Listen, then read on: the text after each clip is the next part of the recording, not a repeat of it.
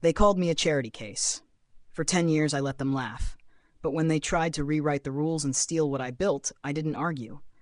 I exposed them, one signature at a time. I'm 36 now, and for most of my adult life, I've been known as that guy who married up. My name is Nate, and for the last 10 years, my wife's family never let me forget it.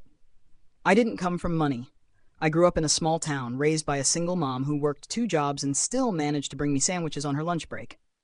College wasn't an option right after high school, so I joined the military, served 4 years, and then did whatever work I could find. Construction, side hustles in IT, and eventually a small software business I ran out of a garage apartment behind a bowling alley. I worked. That's all I knew how to do. When I met Emily, we were both 26. She was finishing her MBA, and I had just begun getting contracts for an inventory management app I built in my free time.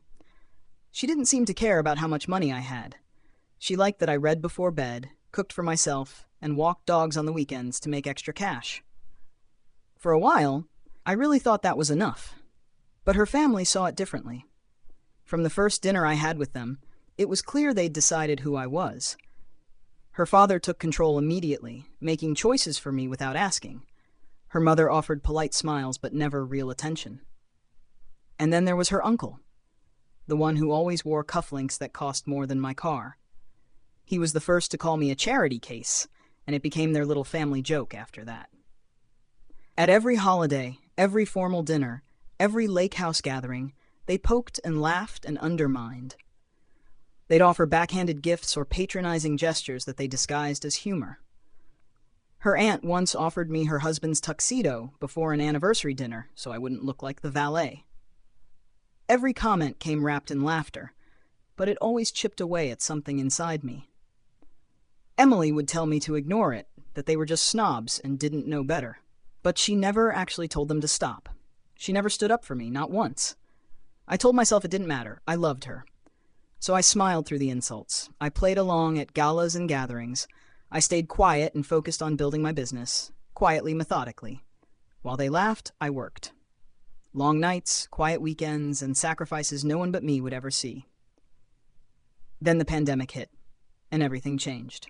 Supply chains collapsed, and inventory management suddenly became essential. What I'd spent years refining became a lifeline for small businesses. Contracts poured in. A logistics firm bought a 40% stake in my company. I wasn't just doing well, I was thriving. Forbes features, investment offers, industry calls. I finally had leverage. But their treatment didn't improve. It shifted. Where there had once been mockery, there was now entitlement. Her uncle suddenly had opportunities for me, real estate ventures that needed a generous, family-friendly investor. Her father invited me to private lunches with manila folders and multi-page proposals. I declined, then ignored the follow-ups. I didn't owe them anything. That's when things turned ugly. Emily was invited to Aspen for Christmas, with them. I wasn't. She told me it would be easier that way, that they behaved better when I wasn't around. That cut deeper than anything they'd ever said. While she was gone, I reviewed everything, our finances, the prenup we'd signed a decade ago. Her father's lawyer had drafted it. It had seemed fair at the time. I had nothing to protect back then, but now it was my shield. And it turned out that document held a clause most of them had forgotten, one that would become the cornerstone of everything I did next. Around this time, Emily began acting different. Not cold, just careful. She brought up shared accounts, tax efficiencies, and legal consultations through her lawyer friend. Subtle nudges, innocent on their own. But stacked together, they formed a strategy I hadn't seen coming. Then she asked to host a dinner at our home. A chance to reconnect, she said. A small gathering. A peace offering. Against my instincts, I agreed. I prepared everything. Private chef, fresh flowers, good wine. I made it perfect. They arrived dressed to impress, all false warmth and brittle smiles. Her father handed me a bottle of cheap champagne disguised as something thoughtful. Her uncle had a briefcase. And then it happened. They laid out a proposal to dissolve the prenup. A redistribution of assets. A quiet rewrite of the contract that had protected me for 10 years. They cloaked it in family language. Gratitude, unity, trust. But I saw it for what it was, an ambush. What they didn't know was that I had come prepared. I didn't argue. I didn't raise my voice. I simply reached into my leather bag and placed a certified copy of the prenup on the table, highlighted, time-stamped, and notarized. I directed their attention to Clause 7.5.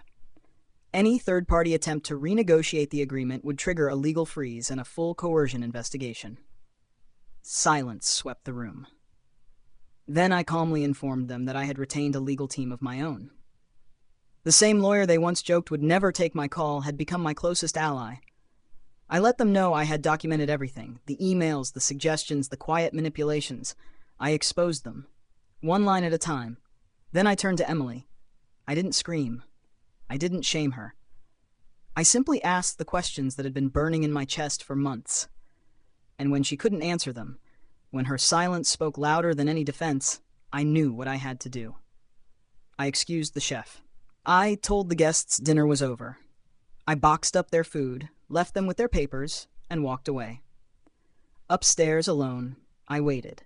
Not for apologies, for clarity. Later that night, Emily knocked on the bedroom door. Her tone was softer than I'd heard in years. She claimed she hadn't known the full plan. She tried to make it sound like she was caught in the middle. But all I heard was someone trying to salvage control over a situation that had already slipped from her grasp. She spoke about memories, about anniversaries, about how things used to be. But I wasn't that man anymore. I had learned the hard way that being useful isn't the same as being loved. She asked what happened next. The truth was, I didn't know. Not then. But I had already started laying the final foundation. What no one at that dinner table knew was that before their arrival, I had already begun transferring my assets into an irrevocable trust. One they couldn't touch. One they couldn't amend. One that required 2 trustees, myself and a man they had never met, my former coding partner who had become a monk and lived thousands of miles away. By 10 the next morning, the trust went live.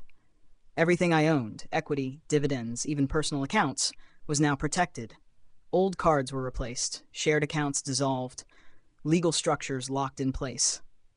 When Emily found out, she panicked. Her family blew up her phone. She confronted me in the kitchen, disbelief on her face. She said I'd blindsided her. But I hadn't. I had simply stopped playing defense. That morning, I handed her a final envelope. Inside was an old email thread, one where I had begged her months ago to try counseling, to fix things before it reached this point. She had brushed it off back then. Now it was just another unopened chance she'd ignored. I told her the terms. She could stay until the end of the month. After that, we would separate. No alimony, no claims, just clean lines. She had come into the marriage with security. She would leave with it. She said they told her the prenup wouldn't hold. She'd believed them. But they were wrong. That night I packed a bag and left. I wasn't angry anymore. Just done. I booked a room near the bay, stared at the water, and slept. Truly slept. Days passed. Then weeks. Her lawyer confirmed she would sign the separation papers. No contest. No alimony. Just silence and the slow dissolve of a marriage that had long since hollowed out. I kept the house, the business, the assets. But more than that, I kept my peace. Eventually, I moved just outside the city. Bought a place with big windows and sunlight that didn't have shadows attached to it. I adopted a golden retriever who thinks he's the center of the universe. And in the quiet of my new life, I cook again. I read. I breathe. Sometimes I think back on those years.